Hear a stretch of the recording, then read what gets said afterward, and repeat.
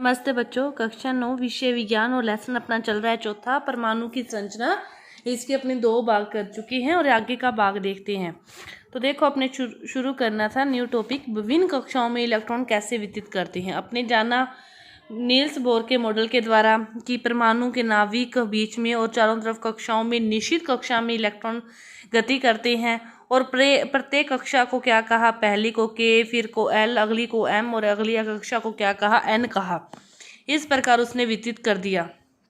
लेकिन किस कक्षा में कितने इलेक्ट्रॉन रहेंगे, इसके बारे में भी कुछ नियम दिए। तो वो नियम क्या है? पहला नियम क्या कहता है कि प्रत्येक कक्षा में जो अधिकतम इलेक्ट्रॉन रह सकते हैं वो रह सकते हैं 2n²। प्रत्येक कक्षा में अधिकतम इलेक्ट्रॉन कितने रह सकते हैं? 2n²। पहली कक्षा को क्या कहा था? n बराबर 1। तो एक n का मान कितना था? 1। तो 2n², 2 1 की स्क्वायर कितनी कर लो, 1 ही रहेगी। तो 2 गुना 1 क्या आएगा? 2। तो पहली कक्षा में के कक्षा में कितने इलेक्ट्रॉन रह सकते हैं? 2। इसके बाद अगली कक्षा में एल में कितने होंगे? एल का मतलब के का, पहली थी के में n बराबर 1 था, के में n बराबर 1, एल में क्या था? n बराबर 2। तो 2n² है, तो 2 गुना 2 की स्क्वायर, 2 की स्क्वायर 4, 4 दूनी 8। तो एल में कितने रहेंगे? 8। इसी तरह फिर एम में 3 की स्क्वायर 18 और एन में 4 की स्क्वायर कितने हो गए? 32 हो गए। कि प्रत्येक कक्षा में अधिकतम कितने इलेक्ट्रॉन रह सकते हैं? 2 की n²। और एक बात और कि पहले जैसे ये आपके पास कोई परमाणु है, इसके बाद ये अगला ये पहला कक्ष है, ये दूसरा कक्ष है। जैसे हाइड्रोजन में एक इलेक्ट्रॉन होता है, तो ये नाभिक है, इसके बाद पहले कक्ष में इलेक्ट्रॉन यहाँ आएगा। ये नहीं है कि पहला कक्ष खाली पड़ा है तो अपने अगले कक्ष में सीधा इलेक्ट्रॉन रख दें, ये ऐसा कभी नहीं होता। कि आपने अभी अभी ऐसे प्रयोग से जाना कि के में कितने इलेक्ट्रॉन हैं? 2 और एल में कितने आएंगे? 8।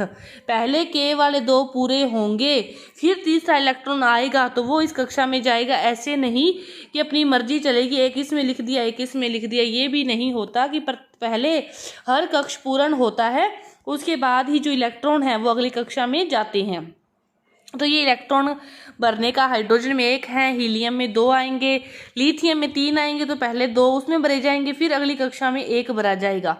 मतलब इसके भरने का क्रम है कि पहले बीच वाली कक्षा भरी जाएगी, उसके बाद ही इलेक्ट्रॉन अगली में रहेंगे। इसके बाद है कि सबसे बाहरी कक्ष में इलेक्ट्रॉनों की अधिकतम संख्या कितनी होती है? 8 होती है। सबसे बाहरी कक्ष में इलेक्ट्रॉन की अधिकतम संख्या कितनी होती है? 8 रहती है।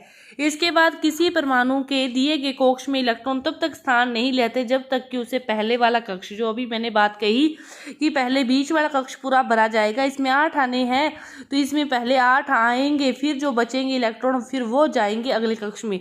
ऐसे नहीं इसमें 6 आगे 2 इसमें आगे, नहीं, ऐसा कभी भी नहीं होता। पहले बीच वाला कक्ष पूरी तरह से भरा जाता है और उसके बाद ही इलेक्ट्रॉन बाहरी कक्ष में जाते हैं। इसके बाद क्या है? संयोजकता। संयोजकता का क्या मतलब है कि किसी भी परमाणु है, जैसे आपने हाइड्रोजन की बात करें, हाइड्रोजन में कितने इलेक्ट्रॉन है? 1। ये हाइड्रोजन का परमाणु है, इसमें ये बीच में नाभिक है, तो हाइड्रोजन में 1 इलेक्ट्रॉन यहाँ आएगा। नाभिक के जस्ट पहले वाला कोश कौन सा होता है? के कोश होता है। और के में कितने इलेक्ट्रॉन होते हैं? 2 होते हैं। लेकिन हाइड्रोजन में 1 है तो इसमें कितना आया? 1 आया। तो 1 इलेक्ट्रॉन और आ सकता है, 1 इलेक्ट्रॉन और आ सकता है, तो इसकी संयोजकता कितनी होगी? 1 होगी। अब संयोजकता को समझो परिभाषा से। क्या कहती है परिभाषा? कि सबसे बाहरी कक्ष में, सबसे किसी भी परमाणु के सबसे बाहरी कक्ष में कितने और इलेक्ट्रॉन आ सकते हैं, वह उसकी क्या कहलाती है? संयोजकता कहलाती है। कि कितने इलेक्ट्रॉन और आने के बाद वह उसका जो कक्ष है, वह जो उसका अष्टक है वह पूर्ण हो जाएगा, वह क्या कहलाती है? संयोजकता कहलाती है। हीलियम की बात करें, हीलियम में कितने इलेक्ट्रॉन होते हैं? 2 होते हैं। तो ये हीलियम परमाणु है, ये इसका नाभिक है। नाभिक के बाद पहला कक्ष क्या है? के, इसमें कितनी आ सकते हैं? 2। हीलियम में भी कितनी हैं? 2। तो क्या इसमें और इलेक्ट्रॉन की जरूरत है? क्या के किसी और सवारी को बिठा सकता है? नहीं, क्योंकि के में 2 ही आते हैं और 2 ही आ चुके हैं, तो ये और सवारी को नहीं बिठा सकता। तो इसकी संयोजकता क्या होती है? 0। कि बाह्यतम कोश को भरने के लिए कितने और इलेक्ट्रॉन की आवश्यकता होगी, वही उसकी क्या कहलाती है? संयोजकता। कि उसका जो अष्टक है उसको पूर्ण करने के लिए जितने इलेक्ट्रॉनों की कमी है वही उसकी क्या कहलाती है? संयोजकता कहलाती है। ये अलग अलग चीज़ों की अलग अलग बारे में, सब चीज़ों के बारे में आपको बताया गया है। भी यदि किसी परमाणु के बाह्यतम कोश में इलेक्ट्रॉनों की संख्या उसकी क्षमता के अनुसार लगभग पूरी है तो संयोजकता एक अन्य प्रकार से प्राप्त की जाती है। उदाहरण के लिए फ्लोरीन परमाणु के बाह्यतम कक्ष में 7 इलेक्ट्रॉन है और इसकी संयोजकता 7 हो सकती है, परंतु बाह्यतम कोश में अष्टक बनाने के लिए इसको कितने 1 इलेक्ट्रॉन प्राप्त करना अधिक आसान होगा। मतलब भी 7 इलेक्ट्रॉन है तो संयोजकता दोनों प्रकार से हो सकती है, या तो सातों के सातों त्याग दे, मतलब वो कक्ष ही खत्म हो जाए, या फिर अष्टक बनाना तो इसको कितने की आवश्यकता है, 1 की। अब आप सोचो कि इसको 1 प्राप्त करना आसान है या 7 त्यागने, पास में कौन सा है, 1, तो इसकी फिर संयोजकता क्या होगी, 1 होगी।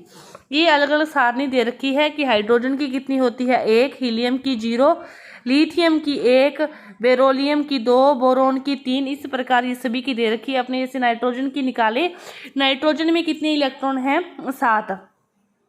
पहला कक्ष क्या आएगा, के में कितने इलेक्ट्रॉन आएंगे, 2, के में 2 आएंगे, पीछे बच गए 5, और उससे अगले कक्ष में कितने आ जाएंगे, 5 आ जाएंगे। के बाद आ गया एल में कितने आने आ सकती हैं, 8, आई कितने, 5, या तो ये पांचों के पांचों त्याग दे या फिर ये क्या करे, 3 और ग्रहण कर ले। अब आप सोचो 3 ग्रहण करने आसान होंगे या पांचों त्यागने, 3 ग्रहण करने। तो फिर नाइट्रोजन की संयोजकता कितनी होगी, 3। संयोजकता के बारे में आप समझ गए होंगे कि बाह्यतम कोश को, बाह्यतम अक्ष को, अष्टक को पूरा करने के लिए जितनी और इलेक्ट्रॉनों की आवश्यकता होती है वही उसकी क्या कहलाती है, संयोजकता कहलाती है। तो संयोजकता के बारे में हो गया। इसके बाद नेक्स्ट टॉपिक है परमाणु संख्या और द्रव्यमान संख्या। परमाणु संख्या किसे कहते हैं कि किसी भी परमाणु के नाभिक में जो प्रोटॉन की संख्या विद्यमान होती है उसे ही क्या कहते हैं, उसकी परमाणु संख्या कहते हैं। और इसको किस से रिप्रेजेंट करते हैं, जेड से। परमाणु संख्या को किस से रिप्रेजेंट करते हैं, जेड से। किसी भी परमाणु के नाभिक में जो प्रोटॉन उपस्थित होते हैं उनकी प्रोटॉनों की संख्या को ही क्या कहते हैं, परमाणु संख्या कहते हैं, और इसे जेड से दर्शाते हैं। वास्तव में तत्वों में उनके जो परमाणु में विद्यमान प्रोटॉनों की संख्या से परिभाषित किया जाता है। हाइड्रोजन का में प्रोटॉन 1 होता है तो इसकी परमाणु संख्या क्या आ गई, Z=1। कार्बन में प्रोटॉन 6 होते हैं तो इसकी परमाणु संख्या क्या आ गई, Z=6 आ गई। तो इसी प्रकार इसके बाद आ गई द्रव्यमान संख्या। तो द्रव्यमान संख्या किसे कहते हैं, अकेले प्रोटॉनों की संख्या को तो क्या कह दिया था आपने, परमाणु संख्या कह दिया था, लेकिन प्रोटॉन और न्यूट्रॉन पूरे दोनों के योग को क्या कह देते हैं, द्रव्यमान संख्या कह देते हैं। दोनों के योग को द्रव्यमान संख्या। जैसे उदाहरण के लिए कार्बन का द्रव्यमान क्या है, 12U है, क्योंकि इसमें क्या है, 6 प्रोटॉन है और इसमें 6 ही न्यूट्रॉन है। तो प्रोटॉन व न्यूट्रॉन दोनों का योग करके उसकी क्या बन गई, द्रव्यमान संख्या बन गई। अकेले प्रोटॉन तो क्या बन गई, परमाणु संख्या, और दोनों का योग क्या बन गई, द्रव्यमान संख्या बन गई। किसी भी परमाणु को दर्शाने के लिए परमाणु संख्या, द्रव्यमान संख्या तत्व का प्रतीक इस प्रकार लिखते हैं। ऊपर लिखते हैं द्रव्यमान संख्या और यहाँ लिखते हैं परमाणु संख्या। जैसे कार्बन है 12, कार्बन है, कार्बन के बारे में लिखना है तो कार्बन में द्रव्यमान संख्या 12, कार्बन का प्रतीक 6 और इसमें परमाणु संख्या कितनी होती है, 6, 6C12, इस प्रकार इसको लिखते हैं। इसके बाद बात आती है समस्थानी की, कि कुछ तत्व होते हैं उस जैसे उनका स्थान समस्थानिक, जैसे नाम से स्पष्ट है, समस्थानिक, जिनका स्थान समान हो, जिनका परमाणु संख्या समान हो, जिनका परमाणु क्रमांक समान हो, जिनका परमाणु क्रमांक समान हो लेकिन उनका द्रव्यमान अलग अलग हो, उनका द्रव्यमान अलग अलग हो, वह क्या कहलाते हैं, समस्थानी कहलाते हैं। जिनका परमाणु क्रमांक समान हो, द्रव्यमान अलग अलग हो, वह क्या कहलाते हैं, समस्थानी कहलाते हैं। हाइड्रोजन के 3 उदाहरण दे रखे हैं, protium 1H1, deuterium 1H2, tritium 1H3। इसमें देखो 1 1 1 नीचे 1 1 है, मतलब उनका परमाणु संख्या समान है, परमाणु क्रमांक समान है, लेकिन इसमें 1 है बार, इसमें 2 है, इसमें 3 है, तो इनका बार क्या है, अलग अलग है। इनका द्रव्यमान संख्या क्या है, अलग अलग है। तो ये क्या है, समस्थानिक, जिनका स्थान समान हो, जिनका परमाणु क्रमांक समान हो लेकिन द्रव्यमान क्या हो, भिन्न भिन्न हो, वे क्या कहलाते हैं, समस्थानिक कहलाते हैं। और बहुत सारे समस्थानिक पाए जाते हैं और इन सभी का यूज अलग अलग चीज़ों में किया जाता है।